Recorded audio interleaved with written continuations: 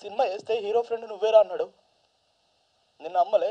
ఒకరు కాల్ చేసి చెప్పాడు సినిమా ఒకేంద్రా అంటే నా కళ్ళకే నీళ్ళు వచ్చినాయి. అన్నా ఒక్కసారి ప్లీజ్, నేను లైఫ్లో మర్చిపోలేను నిజంగానా. అంటే చాలామంది అంటే మాట ఇస్తారు, కానీ ఆ మాట నిలబెట్టుకోవాలంటే చాలామందికి ఆ ధైర్యం ఉండాలి. అది మా అన్న కృష్ణమాచారి. నేను చెప్తున్నా, ఈ సినిమా చాలామంది థియేటర్లో చూడకపోవచ్చు. రేపు పొద్దున ఓటీటీలో వచ్చినప్పుడు ఇలాంటి సినిమా ఎందుకురా థియేటర్లో మిస్ అయ్యలే అన్న, థియేటర్లో కూడా ఉంది. ఓటీటీలో వచ్చినప్పుడు చాలామంది నేను చెప్తున్నా అన్న,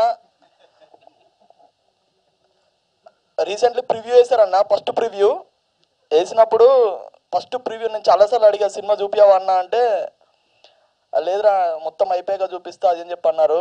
అంటే ఒక రోజు ప్రివ్యూ ఉంది రారా చూస్తావు అది అని అంటే సరే అని చెప్పి ప్రివ్యూ నుంచి బయటకు వచ్చారు. సీనన్న రాలేదు. ఫస్ట్ కాల్ సీనన్న కాల్ చేసిన ఒక మాట చెప్పా, అన్న సీనన్న ఒక్క నిమిషం ప్లీజ్ అన్న నా కోసం రండి అన్న. నేను చెప్పా సీనన్నకి, ఆ రోజు కాల్ చేసిన సీనన్న కూడా ఏమాడంటే ఎలా అనిపించింది హార్ట్ అన్న. లేదన్నా నిజంగా నాకు తెలుసురా, మన ఎమోషన్ మన దగ్గర పెట్టుకుందాం అన్న. Please please please, thank you love you అన్న. నీ యాక్టింగ్ చూసి నాకు మెంటల్ ఎక్కేసింది అన్న. ఆ కమలాసం చూస్తే కూడా భయపడతాడేమో నేను చూసి.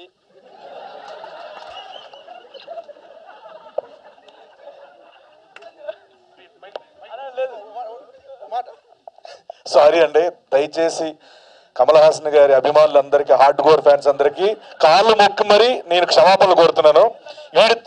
ఈడు అన్న ఒక చెత్తవాగుడికి నేను మీ అందరికీ క్షమించమని కోరుతున్నాను. ఒరే మాటలు ఒక అర్థం ఉండాలరా.